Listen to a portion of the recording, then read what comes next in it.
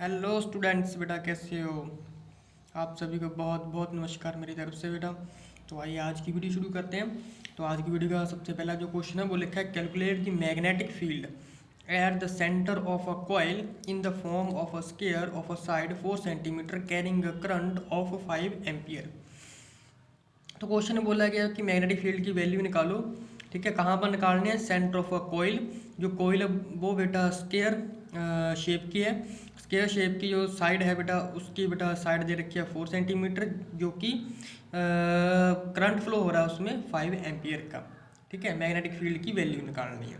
ठीक है, तो जैसे कि क्वेश्चन में स्केयर कॉइल का जिक्र हुआ है। ठीक है, तो बेटा हम जहाँ पर एक चीज़ मैं आप लोगों के लिए नोट की लिख दूँ सॉल्यूशन। आप लोगों के लिए एक नोट की बात मैं यहाँ से लिख दूँ कि बेटा जब कभी जो स्केयर इस तरीके का क्वेश्चन आ जाए और स्केयर का आ जाए क्वेश्चन, तो याद रखना कि स्केयर कोयल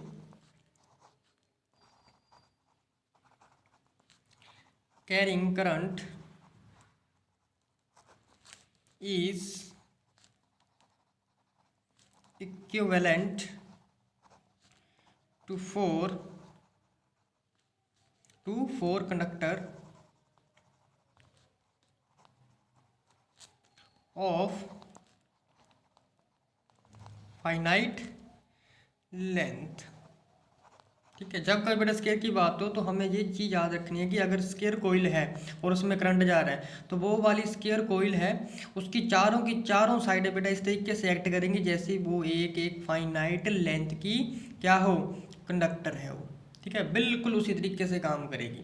तो हमें बेटा सारे की सारी स्केयर की वैल्यू निकालने की जरूरत नहीं है चारों साइडों की।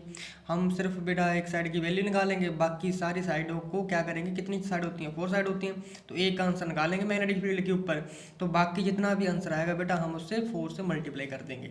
ठीक है, तो ये इसमें एक बेनिफिट है। तो आइए फटाफट जरा डायग्राम से भी थोड़ा सा समझ लेते हैं कि डायग्राम में क्या आएगा बेटा। डायग्राम जो है कुछ इस तरीके से आ जाएगी, ऐसे छोटी सी डायग्राम बना रहा हूँ बेटा मैं इस तरीके से। ठीक है, जे साइड आ जाएगी ए, जे बी, जे सी और जे डी। ठीक है, करंट कुछ बेटा मान लो कि इस तरीके से जा रहा है, ऐसे ए से बी से सी से डी से ए, इस तरीके से जा रहा है। तो यहाँ पर सेंटर पर वैल्यू निकालनी है। ठीक है, स्केयर कोइल की जो सारी की सारी साइडें जो है, जे वाली साइड एक इनफाइनाइट लेंथ की है, जे वाली साइड भी इनफाइनाइट लेंथ की है, जे वाली साइड भी इनफाइनाइट लेंथ की है, जे साइड भी इनफाइनाइट लेंथ की है। ठीक है, इस तरीके से हम ट्रीट करेंगे। तो तुम लोगों को तो पता ही है बेटा, है ना। जैसे अगर मान लो कि मैं सेंटर से जे बी वाला पॉइंट तक ज्वाइन कर दूँ और यहाँ से जे वाला ज्वाइन कर दूँ, तो स्केयर का डायगोनल पे पता ही है तुम लोगों को बेटा कि एक दूसरे से 90 डिग्री पर ही क्या करते हैं, वो कट करते हैं। ये मैथ में है। ठीक है, अगर मैं यहाँ से एक और हाफ कर दूँ इसका, तो जे वाला अगर मैं एंगल देखो टोटल तो हो जाएगा बेटा कितने कितने डिग्री का, 90 का। ठीक है, अब जे वाला अगर देखो जे 45 का हो जाएगा, जे भी 45 का हो जाएगा। क्यों? अगर मैंने ये परपेंडिकुलर ड्रॉ कर दिया। परपेंडिकुलर बाइसेक्टर का मतलब होता है कि एंगल को दो हिस्सों बराबर हिस्सों में बांटना है। जे 45 का हो जाएगा, जे भी 45 का हो जाएगा। जे वाली लेंथ लेट से कि मान लो कि ये एक्स हो जाएगी, ये हो जाएगी बेटा एक्स। ठीक है, समझ गए। अब सबसे पहला हमारा क्या काम होगा, मैग्नेटिक फील्ड की वैल्यू निकालनी है इस ओ पॉइंट के ऊपर। ठीक है, ड्यू टू किस कारण, बी सी कंडक्टर के कारण। ठीक है, तो सबसे पहले हम यहाँ पर लिख देंगे magnetic field at point O due to conductor B C. ठीक है, जे वाला कंडक्टर है बी सी, इसके कारण जो है सेंटर के ऊपर ओ कितनी मैग्नेटिक फील्ड होगी वो वैल्यू निकाल लेंगे। ठीक है, तो बेटा चार साइडें हैं, एक वाली साइड को हम B1 मान लेते हैं। Let's say this side is B1, magnetic field आ जाएगी B1। ठीक है, तो B1 का फॉर्मूला क्या हो जाएगा, म्यू नोट अपॉन 4 पाई आई अपॉन एक्स। ठीक है, अब इधर बेटा देखो पूरे कनेक्टर के लिए बेटा दो एंगल बन रहे हैं, दो एंगल बन रहे हैं, तो यहाँ से आ जाएगा बेटा sine θ1 plus sine θ2। Finite current के लिए बेटा जो फॉर्मूला आप लोगों ने पढ़ लिया होगा जी, ठीक है, आर्टिकल्स में। तो अगेन बेटा θ1 θ2 दोनों बराबर हैं क्योंकि 45 डिग्री का एंगल है। ठीक है, ओके। तो क्या आ जाएगा यहाँ से, अगेन करंट की वैल्यू दे रखी है बेटा 5 एम्पियर है, और एक्स की वैल्यू दे रखी है बेटा 2 सेंटीमीटर है। ठीक है, 2 सेंटीमीटर को बेटा हम किस में मीटर में कन्वर्ट कर लेंगे, 2 को मल्टीप्लाई कर देंगे 10⁻⁻2 से, जो मीटर में कन्वर्ट हो गया। अब b1 की सीधा वैल्यू आ जाएगी, क्या आ जाएगी, सबसे पहले μ/4π की वैल्यू पता है 10⁻⁷ होती है। मल्टीप्लाई कर लेंगे किसके साथ, करंट आई है 5 आ जाएगा, नीचे 2 मल्टीप्लाई बाय 10⁻⁻2 डिस्टेंस क्वेश्चन में दे रखा है जी। ठीक है, अब साथ में ये आ जाएगा sine 45 degree plus sine 45 degree. तो साइन 45 डिग्री पर वैल्यू तुम लोगों को पता ही है कितनी होती है ना। तो अब ये आ जाएगा हमारे पास बेटा 10⁻⁻7 मल्टीप्लाई बाय 5 मल्टीप्लाई बाय कितनी, √2। नीचे क्या वैल्यू आ जाएगी बेटा 2 मल्टीप्लाई बाय 10⁻⁻2। तो ये वैल्यू कितनी आती है 3.54 मल्टीप्लाई बाय 10⁵t। तो अब नेट की वैल्यू क्या आ जाएगी, net magnetic field at point O के ऊपर नेट कितनी आ जाएगी। तो साइड कितनी होती है बेटा स्क्वायर की, 4 होती है। तो 4 को हम जो पहले वाली मैग्नेटिक फील्ड निकली है b1 इसके साथ मल्टीप्लाई कर देंगे। तो 3.54 मल्टीप्लाई 10 की पावर कितनी आ गई जी बेटा 5, वो भी माइनस का है टेस्ला। ठीक है, तो मल्टीप्लाई करने के बाद ये आ गया हमारे पास 1.42 मल्टीप्लाई 10⁻⁻4 टेस्ला। जी आ गई बेटा हमारी नेट मैग्नेटिक फील्ड आंसर। इस तरीके से निकल जाएगा। ठीक है, चलिए ये फटाफट जरा आप नेक्स्ट क्वेश्चन देख लेते हैं।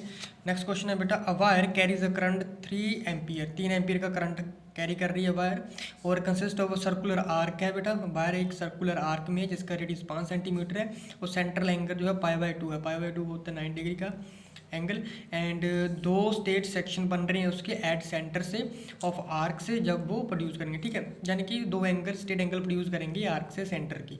तो calculate the magnetic field at the centre of the arc, arc के सेंटर पे कितना जो बेटा मैग्नेटिक फील्ड प्रोड्यूस हो रही है वैल्यू आ रही है वो फाइंड आउट करनी है। ठीक है, तो आर्क की शेप के यानी कि कुछ इस तरीके की बेटा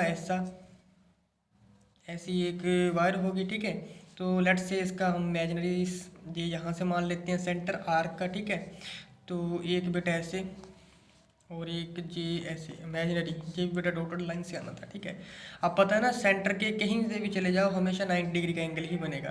तो जे एक दूसरे से 90 डिग्री का एंगल बनता है, सर्कुलर के किसी भी पॉइंट पे चले जाओ हमेशा 90 डिग्री का एंगल बनता है ऐसे। ओके, समझ गए। अब अगेन सबसे पहले मैग्नेटिक फील्ड की वैल्यू निकालनी है ड्यू टू करंट एलिमेंट के कारण। कितनी वैल्यू फॉर्मूला हो जाएगा बेटा, ये डी बायसेप्ट्स लो पता है ना, डी बी किसके बराबर हो जाएगा बेटा μ0/4π IDL साइन थीटा। नीचे होता है बेटा डिस्टेंस का स्क्वायर यानी कि आर का स्क्वायर। ठीक है, अब 4 स्टेट सेक्शन के लिए बेटा 4 स्टेट सेक्शन एंगल जो थीटा होगा, ठीक है, बिटवीन किसके बीच, बिटवीन IDL एंड R के बीच, वो किसके बराबर करेंगे हम, 0 के बराबर करेंगे। ठीक है, अब देयरफॉर DB1 पहले सेक्शन के लिए आ जाएगा, कितना आ जाएगा μ0/4π। ठीक है, IDL साइन कितना है बेटा 0 डिग्री 90 बनता है ना, सॉरी 0 आ जाएगा ना, किसके बराबर रहेगा JB 0। अब बेटा एंगल 90 रहेगा, साइन 0 पे तो 0 होता है, एंगल 90 आ जाएगा साइन थीटा। ठीक है, अब again due to circular arc at centre के ऊपर आ जाएगी कोयल के कारण। ठीक है, अब B2 की वैल्यू निकाल लेनी है। B2 किसके बराबर आ जाएगा बेटा, अच्छा एक बात याद रखना कि ये वाला अगर हम देखें ध्यान से तो बेटा ये आर्क सर्कल का 4th हिस्सा है। कौन सा हिस्सा है ये, 4th हिस्सा भी है। ठीक है, तो 1/4 भी लिखेंगे हम। ठीक है, तो सबसे पहले हम B2 की वैल्यू निकाल लेते हैं, कितनी आ जाएगी μ0/4π 2π, करंट की वैल्यू आई आ जाएगा, नीचे डिवाइड कर देंगे कैपिटल R से। ठीक है, मैं यहाँ पर लिख देता हूँ कि मैग्नेटिक फील्ड एट O के ऊपर ड्यू टू क्वार्टर सर्कल के कारण, क्वार्टर सर्कल है यानी कि बेटा 1/4 हिस्सा आ जाएगा, 4th हिस्सा आ जाएगा सर्कल का। तो टोटल मैग्नेटिक फील्ड यानी कि B की वैल्यू कितनी, क्वार्टर हिस्सा बेटा 1/4 हिस्सा, 1/4 पार्ट है, किससे मल्टीप्लाई कर देंगे जी μ0 अपॉन 4 पाई, मल्टीप्लाई कर देंगे 2 पाई करंट की वैल्यू, नीचे आ जाएगा कैपिटल आर। अब जे 2 से 4 कट गया ना बेटा, कितना आ जाएगा 1/2 मल्टीप्लाई म्यू नोट अपॉन ये आ जाएगा बेटा 4 पाई, पाई आई नीचे आ जाएगा आर। अब पाई से बेटा पाई की वैल्यू भी कट हो जाती है, ठीक है। तो अगेन बेटा यहाँ पर हम क्या लिख सकते हैं कि 10⁻⁻7 म्यू नोट अपॉन 4 पाई की वैल्यू आ गई जी, मल्टीप्लाई 3.142 आ जाएगा, 3 से हम मल्टीप्लाई कर देंगे क्योंकि करंट की वैल्यू 3 है। नीचे डिस्टेंस पे आ जाएगा बेटा 2, आर की वैल्यू यानी कि डिस्टेंस 5 मल्टीप्लाई बाय 10 की पावर है बेटा -2, ठीक है जी आता है।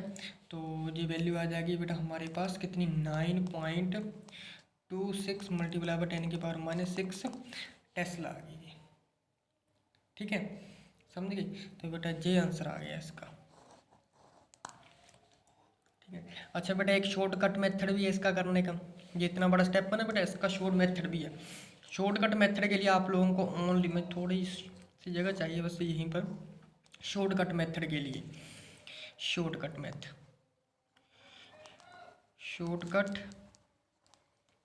अब शॉर्टकट मेथड के लिए बेटा आपको सीधा फॉर्मूला याद रखना पड़ेगा इसके लिए।